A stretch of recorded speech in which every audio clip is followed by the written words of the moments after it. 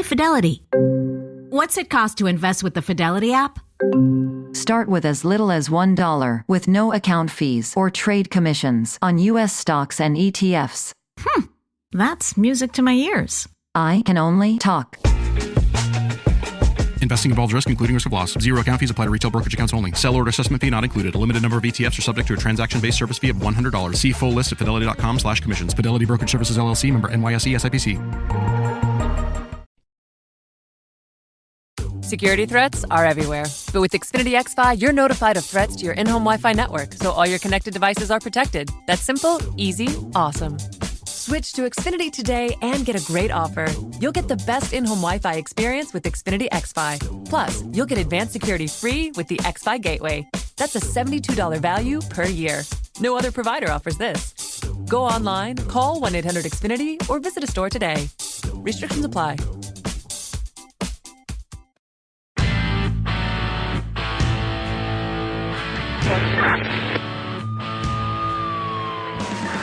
The kind of old-fashioned cop who preferred working the streets and making arrests to taking tests toward promotion. He was the closest thing New York had to a Dirty Harry. This is One Tough Podcast on the OG Podcast Network. Here's your host, Bo Dietl. Welcome to One Tough Podcast. Yeah, I'm here, like always, with Carlo. Hello. Today we have with us a guy that I admire a lot, James O'Keefe. James is an investigative journalist, and he's the founder of Project Veritas. He's best known for uncovering sting videos, and we're going to talk about it today. We'll talk about what Project Veritas is. And James, welcome. Thanks for being here. Great to be here. Okay. So when you first started your career as an investigative journalist? That's right. I mean, I've been doing this for about 10 years.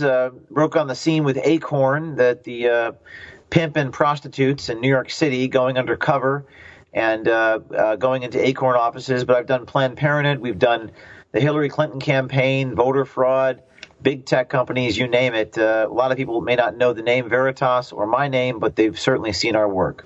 Right. Now, where'd you started at Rutgers, huh? Yes, I was 19 years old. I started a student publication called The Centurion and tried to ban Lucky Charms on the grounds it's racist against Irish people. It was sort of intended to put them in a lose-lose scenario because they had these campus rules that you're not allowed to offend people or say something that was insensitive. So I kind of used that against them, and that's the first hidden camera video. I just took This is 2005. I'm 35 years old. This is in 2005. So it was the year before YouTube.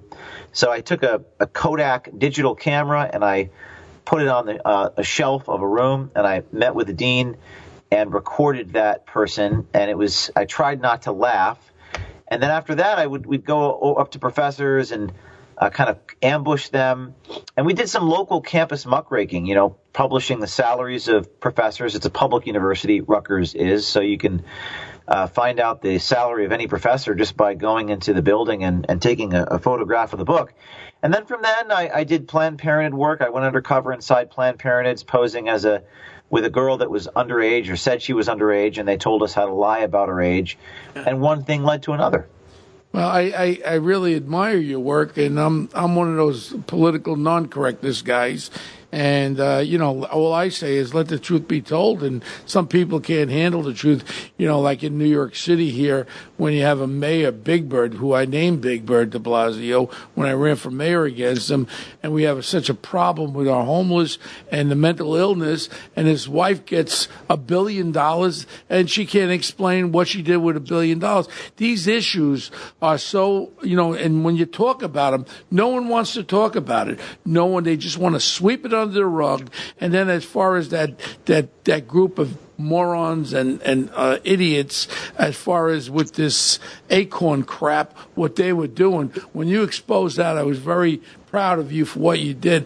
I've been a detective my whole life, investigating homicides in the 70s and 80s when they were pretty prevalent in New York City. Subsequently, now for 35 years, we're in the private investigative business, and we investigate things, and we use what we were just talking about before. When we investigate stuff, we use roosters to get the information. Again, I don't want no one lying to me. I don't want someone to tell me the non-truth, but I want the truth. And how I get the truth is my choice of doing it. Now in New York State, on January 1st, they're passing new moron laws with all these liberal, penis-licking liberals, and that's what I got to call them. And what they're going to do now, if you're a victim of a crime, after January 1st, the governor is signing into bill. After January 1st, if you're a victim of a crime, within 15 days, your name and address as the complainant will be released to the defense. Any witnesses' names and address will be released. Grand jury testimony and evidence will be released. This is all being handed over to the criminal defense attorney. So you're not going to have too many people that are going to be coming up front. Also, the worst part, they have what they call desk appearance tickets. Supposedly used to be for small misdemeanors, but right now what they've been doing is they've been manipulating the crime statistics. So if it's a robbery, they bring it down to grand larceny. So when it's grand larceny, now after January 1st, they're going to be able to get a desk appearance ticket. That means you could commit a robbery at 9 in the morning, and you'll be out by 12. You can do one for lunch. And then you'll be out by 4. You can do one for supper. So you can commit 3 robberies in New York State, in New York City, and be out on the street. I mean, it's becoming like what you do in the issues that you work on as far as what you're exposing. We're facing this crap right now, and no one cares. Everyone's saying, how can this pass? But it is passing. And your work that you did with Acorn, where that was just a Obama wing of his candidacy was Acorn. We knew all about it. But let's talk about you.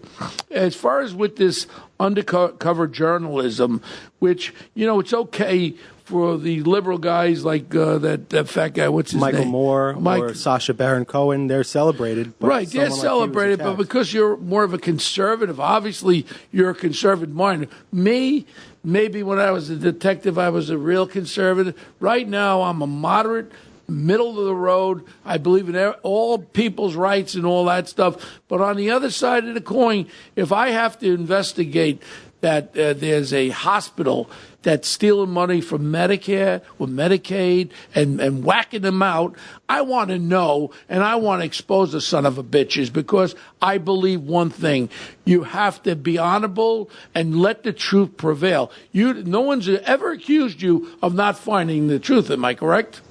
No, people have accused me. People have attacked me. People retaliate against me. This has been the story of my life. But we've never published an untruth. To your point, you use undercover techniques to get to the truth because you place so much value on the truth, right? Yeah. And undercover work and subterfuge is not limited to PI work or intelligence work. Journalists do it all the time. I mean, they may not do it to the degree that we do it, as elaborate with, disguises and aliases and legends, but journalists make you think that they are your friend, and then they betray you. That's when I came on the force, Jim, when I came on the police department back in 1970, an old-time detective said to me, "You know what, Bo, you're going to learn one thing.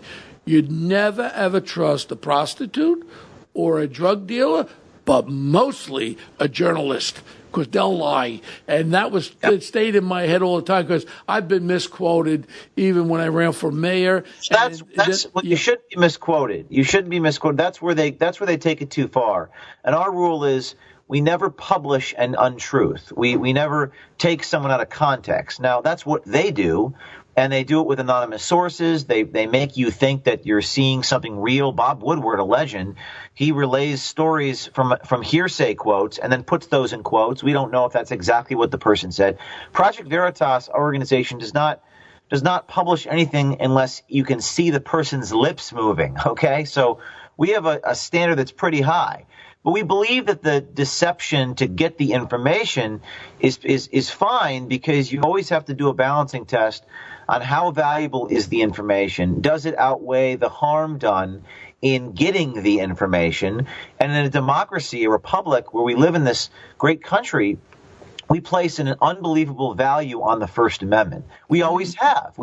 The Supreme Court has said many times, the Pentagon Papers case, most recently in this 2001 Supreme Court Bartnicki case.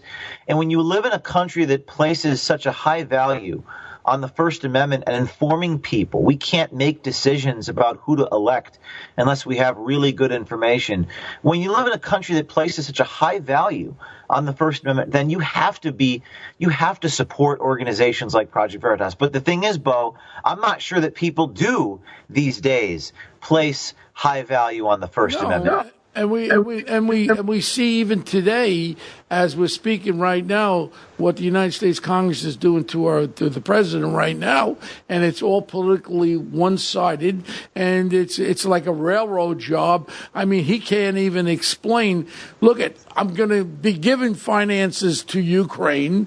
I just want to make sure it's not a corrupt society, and that's part of his idea of, look, we'll take care of you, but we don't want to give money where the money's going to flow in there and be taken out with corruption. And I agree with him 100%, but he cannot explain it because no one is listening. You just turn on every news media, except for my old Fox when I was 12 years as a Fox contributor. You turn on every one of them, and all you're doing is getting one side, and there's no balance of news anymore. It's horrible because the majority of the people of America, I'm sorry to say, and I'll say it right now, I'm very scared that President Trump will not get reelected because of this misinformation and the hatred that the other side has for him. No one will tell anything about. They had one thing, James.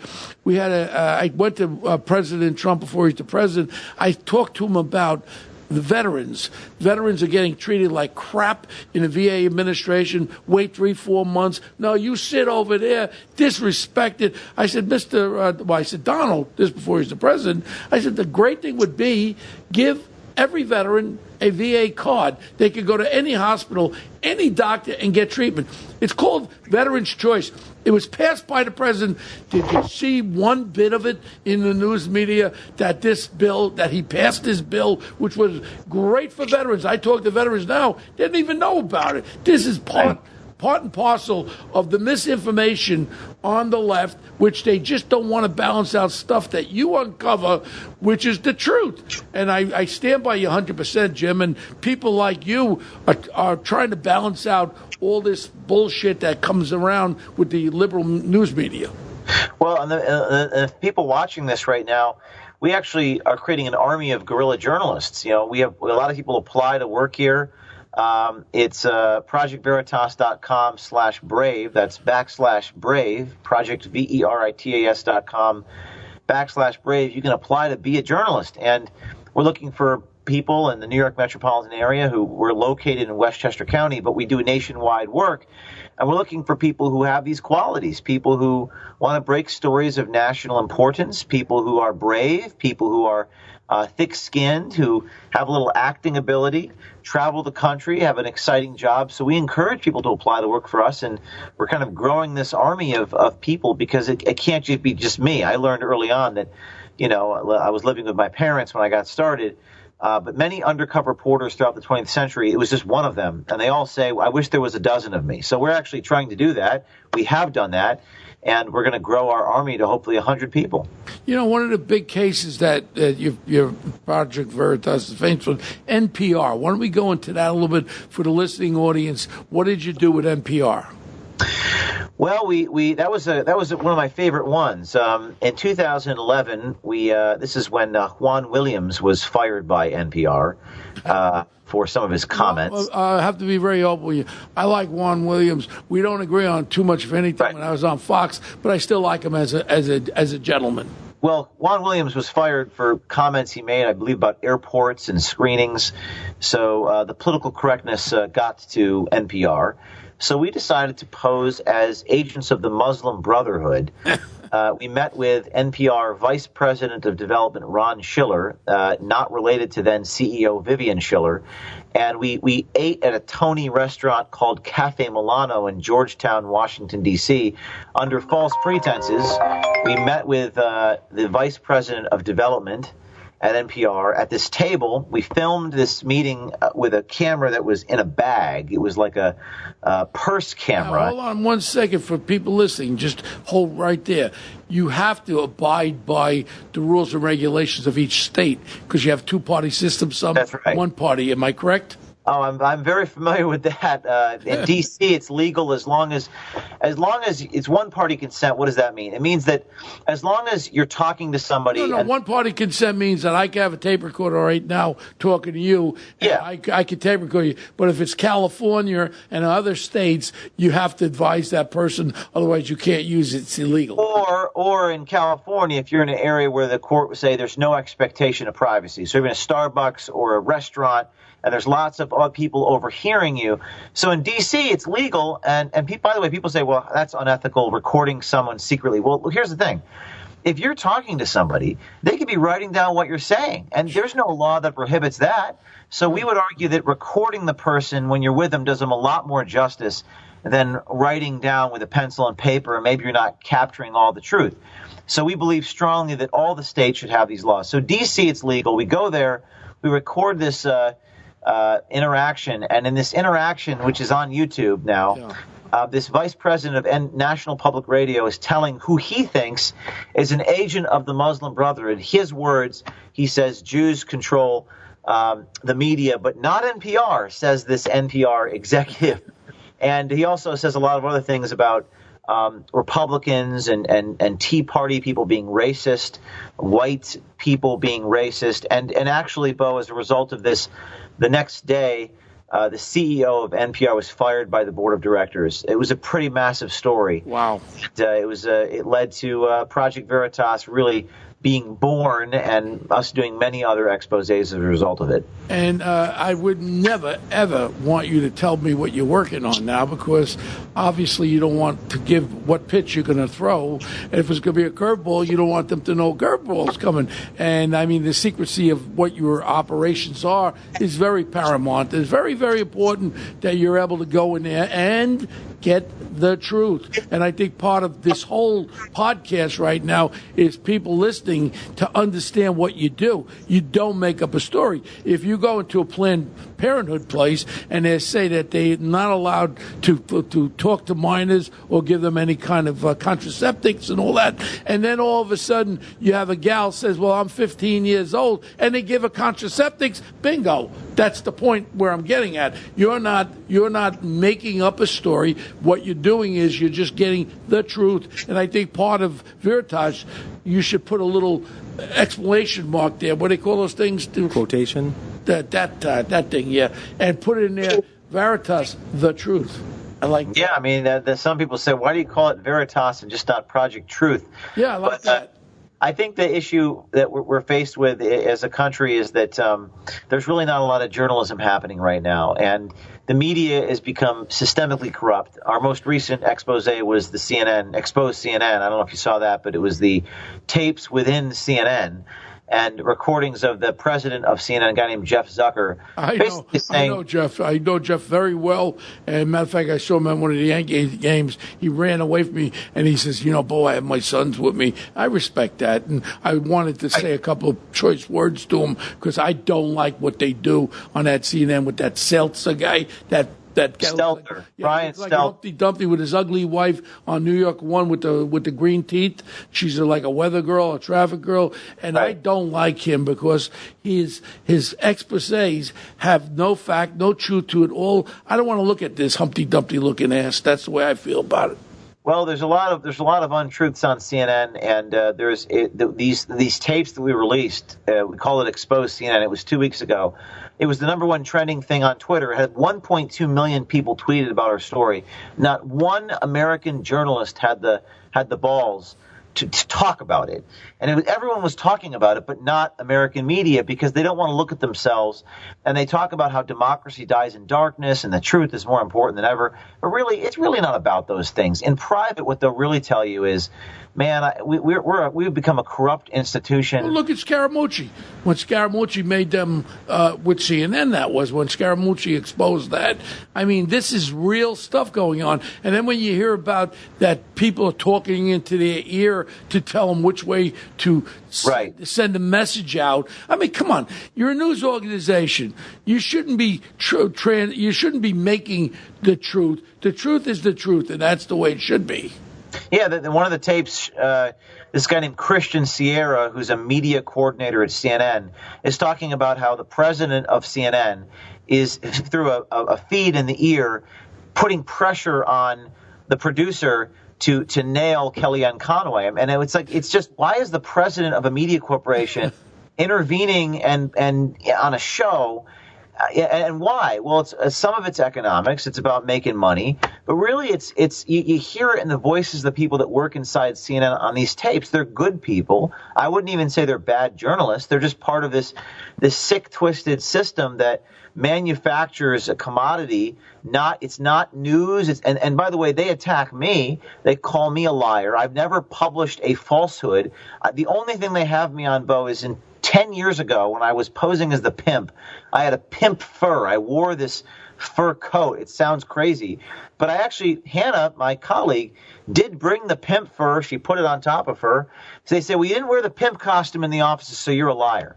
Well, I clearly presented myself as a pimp. I said I wanted to whore out underage prostitutes and profit off of it, which is quite a criminal thing to say and do. And they fell for it. They told me how to lie on my taxes. But they say that I'm a liar, but they can never actually say what it is I have lied about. They can say, well, you use undercover techniques, but of course we do, because we want people to open up.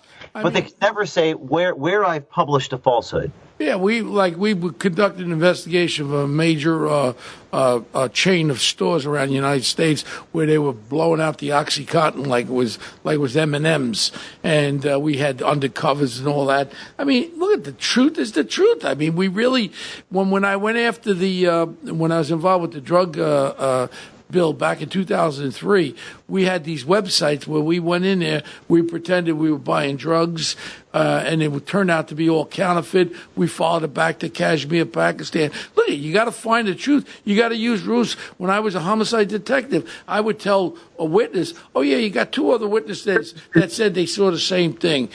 That's a ruse. Did I have two other witnesses? No. But I said to the person, you please tell me what you saw. And if that's illegal, I don't know. If you take that tool away from detectives, you're not going to be convicting too many people. Well, you can't. They can't, in a society that places a value on the First Amendment, they can't take away that tool. But I think that what Project Veritas is doing is very powerful. And now you're seeing this movement of insiders. Now things have changed in the last, I would say in the last a year. We've had a Facebook insider come forward to us. We've had two Google insiders. We've had a Pinterest engineer, a tech. These are engineers working in San Francisco that do all the coding for these websites. And then we've had most recently a CNN insider, Carrie Porch. These are incredibly brave people. And I think the real heroes in our society, the real whistleblowers, are people who are salt of the earth, anonymous people, honest cops, honest school teachers, honest engineers, media people that are coming forward now and going on camera and telling their stories. People always say, what can I do? How can I contribute? How can I make a difference? Everyone always says that. It's the number one question I get asked. And they don't know how to make a difference. They go about their lives, they pay their taxes, they drink their coffee, they commute back and forth to work. But there are a number of these people who have come to Project Veritas, insiders on the inside. You might be hearing this right now and thinking, maybe that's me. Maybe I need to blow the whistle on my corruption in my company or in my institution, in the government bureau that I work in. Yes, you do, because we live in these extraordinary times where there is so much corruption. And sometimes the honorable thing to do is to put a little camera on your lapel and to record what it is that you see in D.C. or New York and to let the world know about what's going on. We live in a time when you can go on Twitter or YouTube and instantly have 1 million people see what it is and kind of create that righteous indignation that leads to the necessary reforms that we need to have as a country. When you expose CNN for what you learn there, I mean, the news media really, I didn't see it in the New York Times. I didn't see it too much out there what you exposed. Carlo and I are involved. We just had on our podcast a few weeks ago someone who exposed the whole thing with the Swiss banks over there hiding money. The majority of them are liberal Democrats. Oh, yeah, that's Bradley Yeah. Birkenfeld, yes. Birkenfeld. And we saw his check. He got $105 million from the U.S. Treasury. This is perfect example of you pay taxes, I pay taxes. These son of a bitches are over there dumping their money in these Swiss accounts. And then when we have 20,000 accounts and no one ever paid the back taxes that they were supposed to. It was exposed and nobody ever paid the back taxes. These are things that I think Americans, I don't care if you're a Democrat, Republican, liberal, or conservative, right is right and wrong is wrong. No, Carlo? Absolutely. Yeah, but these powerful people, as you know, put pressure on these media corporations. They look, we investigated. I know Bradley. I met Bradley. I think what he did is very honorable. I took enormous balls. I mean, can you imagine working for a Swiss bank? It's like the NSA to a degree. And I was struck. They put him in jail. And I've been to jail too. They falsely. That's a story that would take probably 20 minutes to explain. But they arrested me on the spot. When you shake the apple tree, when you expose something, the people in power are going to retaliate. I was struck by Bradley's story. He went back to the States from Switzerland. He couldn't find a law firm in Washington, D.C. because they were all on retainer by UBS, the Swiss bank. So these are the sorts of issues that we come across at Project Veritas. We investigated Pinterest. For those of you who don't know what Pinterest is, it's a $14 billion app. You can pin things and photos, and a lot of people use it for decorations, pictures of their favorite office space and things like that. Pinterest, someone at Google or YouTube put pressure from Pinterest. They took my YouTube video down. And all these companies are kind of in cahoots together. So when you take on these powerful people, you said people in the media are not covering it. Well, no, they're not going to. ABC News and the New York Times are not going to give me play and give my story play about their friends at CNN. So we have to use social media. We have to build a groundswell of millions of people who are not part of the media, raising attention and putting pressure on these organizations. And next week, you asked what's coming. I'm not going to tell you what entity, but next week, another brave insider has come to us from within another media organization. This is not a small media organization, about something they did that was very wrong. And you're going to see that tape for yourself. Wow. Now, how could people listening, we have a lot of listeners to our podcast. How can people get to and find out this breaking information on a timely basis? Well, we try to. You can follow us on our channels, Facebook, Twitter, ProjectVeritas.com. Project Veritas is the name of the entity, and we have millions of followers now. You can sign up to receive our emails, and we want you to send these videos out, tweet them out, message them out, email to your friends and family. Fox News does cover our work. Hannity, Tucker has played these tapes. Tucker spent 30 minutes playing the CNN tapes on Monday, October 14th when they came out. But the number one way that you can help, I'm not saying all of you, but some of you, is I want you to apply to work for me. I want you to apply to be an undercover reporter. We are hiring. We are growing. We have a pretty sizable foundation now. Do you pay them? We do. We do. No, we have no volunteers. Everyone gets paid. Mm-hmm. And we want you to go to projectveritas.com/brave and apply to be a journalist. Sounds exciting, right? You travel the country. You're under alias sometimes. You expose political campaigns. You expose big tech bias, talking to Google people. They don't know that you're recording them. And you are exposing. We don't break any laws, Bo. We have many lawyers that look at our issues and make sure we're compliant with all state and federal laws. But if this is something that you're passionate about and you want to make a change in this world, there is no other organization that is so tip of the spear, mission driven, cares about news and informing the people like Project Veritas does, come apply to work for us. We have many undercover people working for us now. We're growing, and we love the opportunity to vet some of the dedicated people who listen to this program and come work for us as undercover reporters. Now, how do you protect yourself from some dickhead coming for a job there who's setting your ass up? Well, that's a very good question, and I'm not going to give away all the secrets openly so that if there are such dickheads listening, they know how to maneuver around the system that we've created. But suffice to say, I would say two things. Number one, people always say, James, aren't you afraid someone's going to do this to you? And the answer is, listen, I have to conduct myself with such a high degree of integrity and ethics that even if I was secretly recorded by my own staff, anything you say could be on the front page of the paper. What I say to you is that I like to call it the 12 jurors rule. Bo, I pretend like there are 6 jurors on each shoulder at all times. I don't keep secrets. Now there are some secrets I have to keep. I have to protect the names of my informants. Okay. Yeah. So we do protect those people, and there are ways that we do that. I don't keep informants on my wall so everyone can see them. But I would say to you that you have to in this life, in this new era, this brave new world. There's no privacy anymore, folks. Anything you say is probably going to be found out. If you're doing something wrong, if you're breaking the law, if you're doing something really bad, you have to expect that someone's going to find out about that. So it's my cross to bear. I do not conduct myself in such a way that I'm ashamed of what I'm saying and doing. There are some places I don't go into, Bo. I don't go into people's private bedrooms. I tend to stay away from the private sexual things unless you're a really public figure and you're abusing that. But we vet people. You have to go through a screening process. It's pretty intense, and we really have to vet your background and ensure that you really do care, because we really want people who are passionate about this, who believe in this, and that's really something that we're. So if this sounds like you, ProjectVeritas.com/brave is how you can help be part of the Project Veritas army. James, what if someone doesn't want to go that far, but they just want to give you a tip or maybe a direction to go in? Maybe they don't want to risk their job. Like a whistleblower type thing. Yeah. How can they report that to you?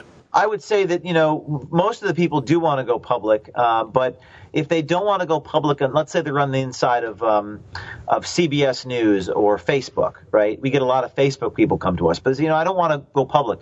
They can contact us, ProjectVeritas.com/brave. There's also an email address. Proton Mail is an encrypted email. It's Veritas Tips. That's VERITAS Tips @protonmail.com. And we'll work with you, and our undercover people will try to corroborate what you give us. So let's say you give us a document, and in this document it says, John Smith at Google has secret blacklists. We'll send people out to try to corroborate that by speaking to John Smith named in the document. So it's kind of a hybrid program where our undercover reporters corroborate what our informants give us. Bo, I imagine that's similar in the world you've worked in, but the difference is in our world, we publish everything on YouTube. It is literally for the purpose of informing the masses. It's a great mission. There's no one else doing it. Why? No one else is doing it because it's really expensive, it's really hard, it's very dangerous, and they retaliate against you. And this is another subject for another day, but I've been jailed and sued many times, falsely accused, and most people just don't want to put up with that. But we've been able to build an institution that has endured all of that, and now we have quite a small empire of a nonprofit that can go out and afford to do these things, and we're very blessed to have that. And as far as YouTube, I think with the fact that the regulatory aspect of our lives haven't wedged their way into that yet. But I mean, like even with Facebook, I mean now all of a sudden regulatory stuff starting with Facebook. But YouTube is the one that really doesn't have any control, right? YouTube, the issue right now is that these companies, YouTube, Facebook, Twitter, they're realizing how powerful they are. I mean, they have so much power. I mean, they are the media, okay? You say, why don't I hear this in the New York Times? The New York Times, I mean, the Washington Post is worth $300 million.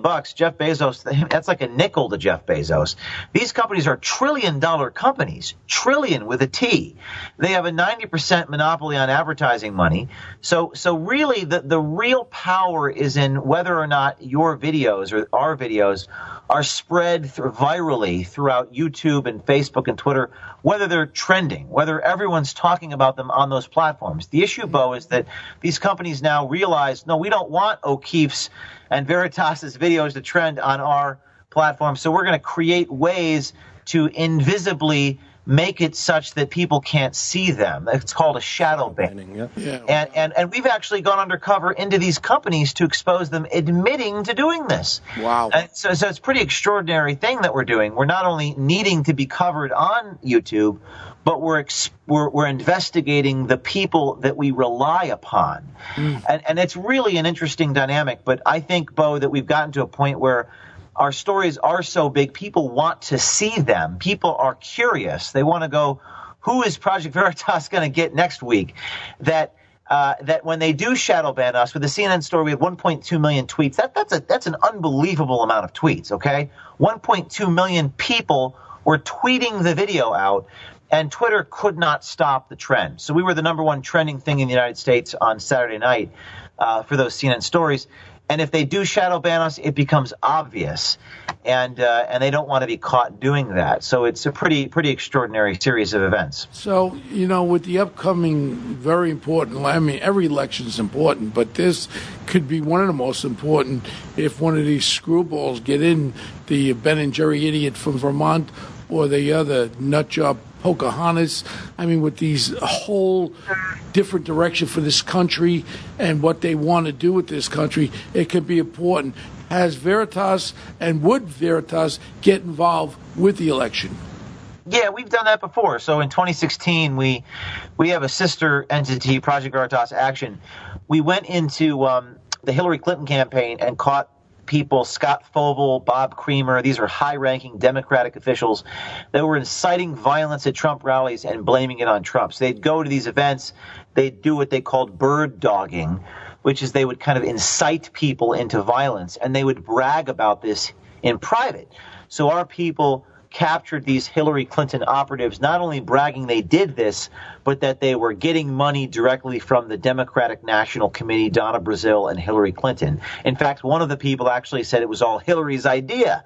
So this was a huge story. I mean, God, this was mentioned. We know about her ideas. I mean, it's very public, but no one cares. It's only when Trump does something. But people do care. My point is that I believe that people will care if it's bad enough. And this created, by the way, Bo, this was a big deal. This was Hillary Clinton was forced to disavow. I mean, you had Donna Brazile was terminated from the DNC. She wrote a chapter in her book. It was all about Project Veritas and how afraid they were of us. But really, you want to create the righteous indignation. In 2018, we went undercover into Andrew Gillum, the governor of Florida, that campaign. We caught his campaign person saying that all this socialism stuff, we're not going to implement it. It's all fairy tale bullshit. Those were his words. And he was fired 3 days before the gubernatorial race, and Andrew Gillum lost by a slim margin. So Project Veritas Action has actually swung Senate races and governor races. And in 2020, we intend to go undercover into a variety of campaigns. Bo, I'll even tell you, we already have people embedded. Good. Well, I really don't want to know, but there's something that really pisses me off. I was at the last inauguration with President Trump, and these scumbags from this Antifa. And they were well choreographed, well financed, with their little black punk-ass masks and their vests and their black little sticks. And I would love to get a connection to that scumbag Hungarian piece of shit, George Soros, which I know is financing this Antifa. And no one seems to care about the violence that is being put upon people. Hey, look at whether you're a conservative or a liberal, no one should cause violence on anyone. And if he supports that, I'd like that check to go right to his ass. And if we could prove that, I'd like to stick it up his ass. I mean, that's it. I mean, it's not what you know, it's what you can prove. That's the whole purpose here. Yes, is George Soros directly funding this? No. Is there a possibility that he's funding it through a blind trust, a series of LLCs and 501c3 corporations? Yes. We want more transparency. Someone's giving them money to buy equipment. Someone is directing them to do what they've been there's doing. no question someone is doing that, and the only possible way to get that information is through undercover work. They call it human intelligence. You're not going to get that. You're not going to get someone on the record talking about that sort of thing. So that is an example of the type of work that we do. I can't get into the details, but yeah, I mean, Antifa having an informant on the inside of that company or of that unit sort of disgusted by what they're doing. There are a number of brave heroes in our country who decide to adhere to honor, and they care about the public's right to know, and they find what these people doing so disgusting that they feel the public has a right to know. They must know what is going on, and that's why they resort to wearing the hidden cameras and working with us. Right, I feel the same way to the ultra-right wings, too. If they're plotting violence or if they're plotting that they're going to blow something up, and I'm part of that right-wing group and I'm hearing this, or pro-Nazis or whatever, hey, I would want to whistleblow on their asses. They have the same... they have the same responsibility as the left-wing son of a bitches are.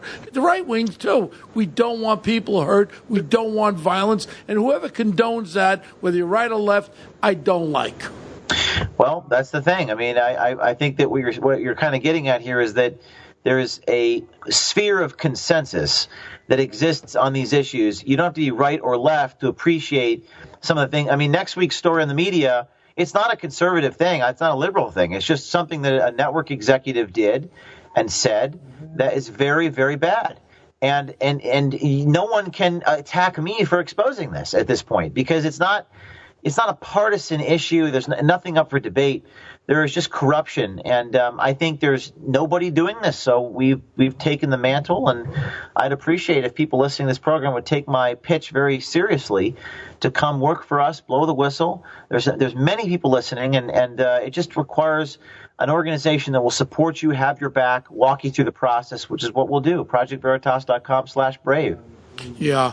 Well, I tell you what, for people listening out there, I mean, it's so refreshing to know that there are people like yourself and your group that are out there trying to combat it. I mean, it's like a Hurricane Sandy coming at you, but yet you're brave enough to go out there and put yourself into harm's way to get the truth out there and hold institutions accountable. Yeah, I mean, it's very similar to whistleblowing, but it's developing the case beyond any kind of statement that, this was made up. And you support it. Then you get supporting people, supporting witnesses that verify what you're verifying.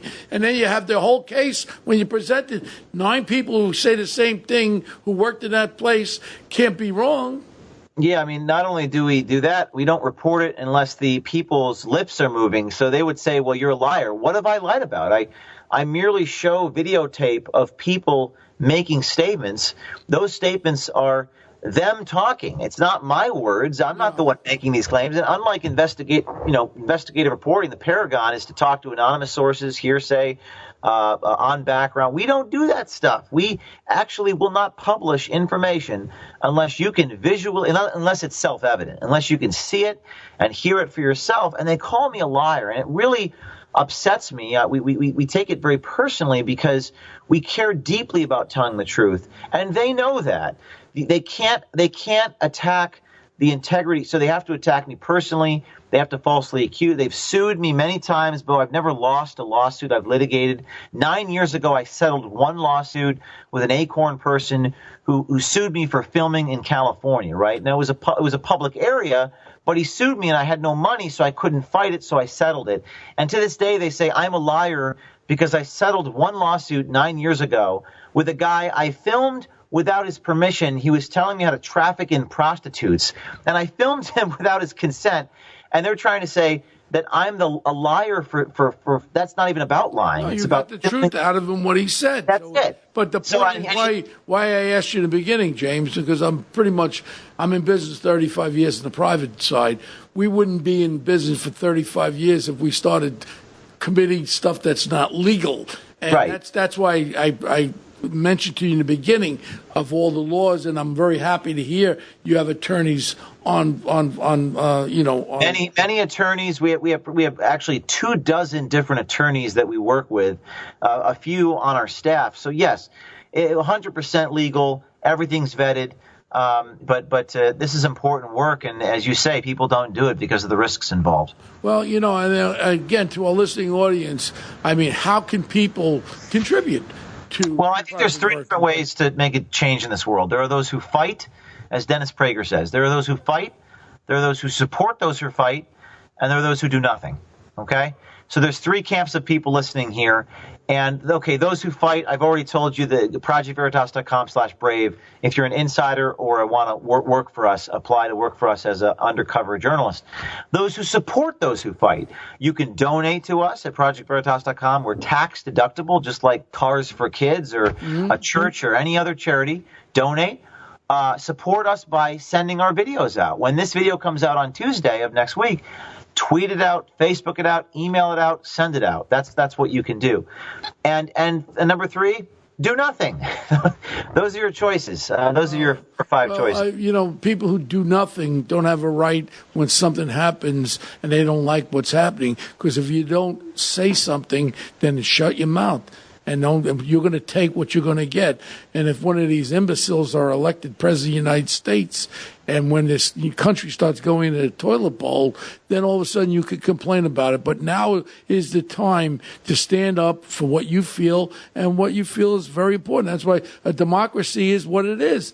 I mean, if people in this country, majority of the people in this country, want to turn us into a communist country, I guess that's what a democracy is. We'll turn into a communist country. And it's a shame, because I love the freedoms of this country affords everyone.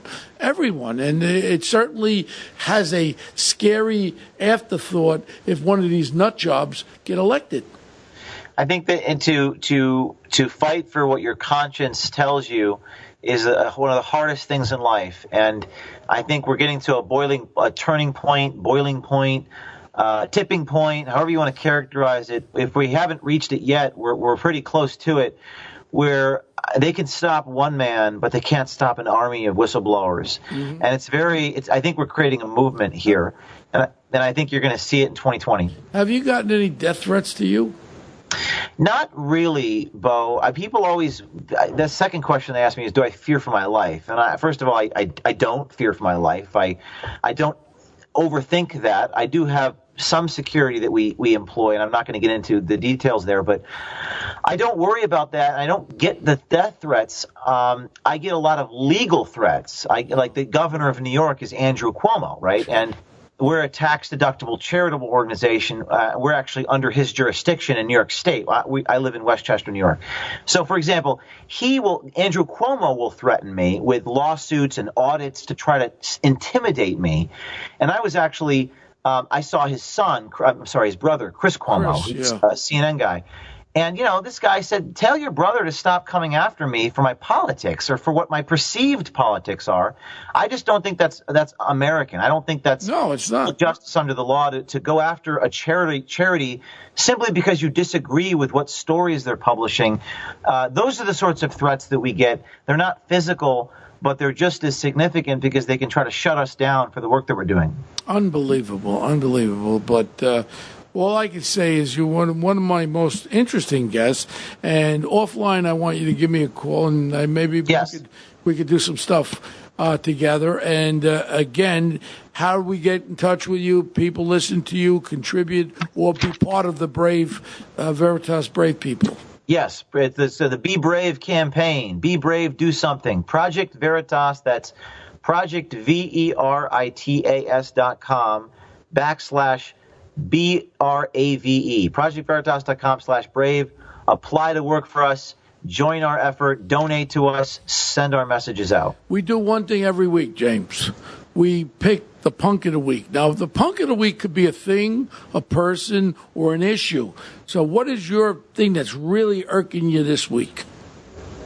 Brian Stelter at CNN. That's a Brian Humpty Dumpty looking guy.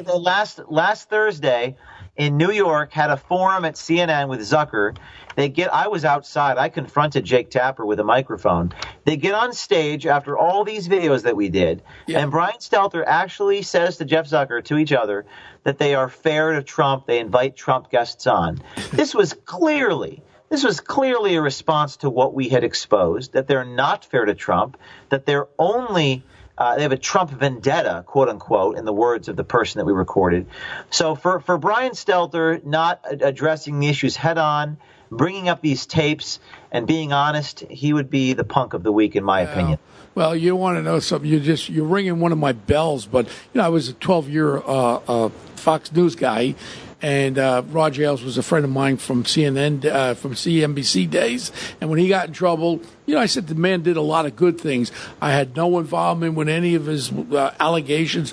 But then I called Zucker up and I said, "Hey, Jeff, you got your CNN, you got Chris Cuomo going on at 9 o'clock.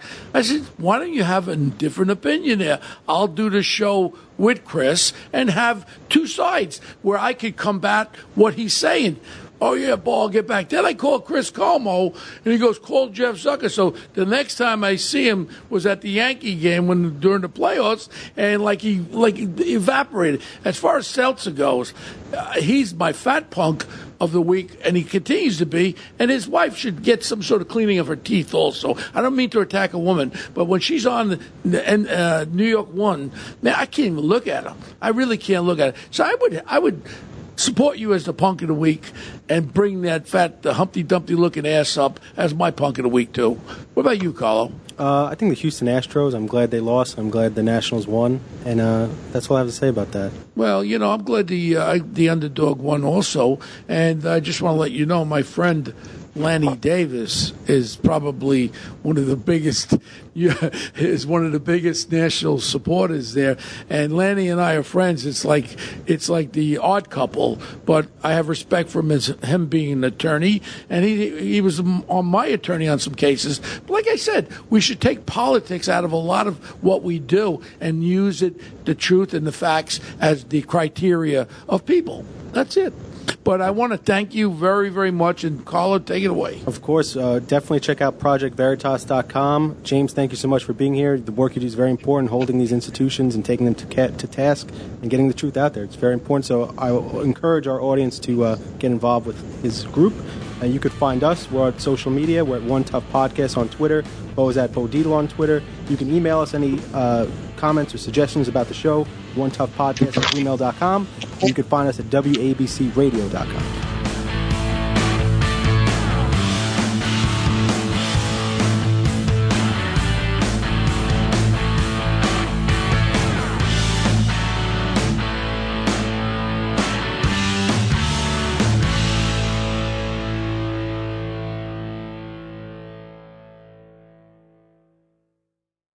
Hello, folks. Larry Kudlow here. Pay attention, because China is leading the largest anti-American alliance since World War II. One that's already dumped U.S. bonds, grabbed 43 million acres of our farmland, and is plotting to dethrone the dollar. That's why IRA and 401k savers are protecting their savings with gold. Please go to freegoldguide.com/Kudlow or just call 800-621-3908 for your free gold guide on how to protect your wealth with gold 100% tax-free.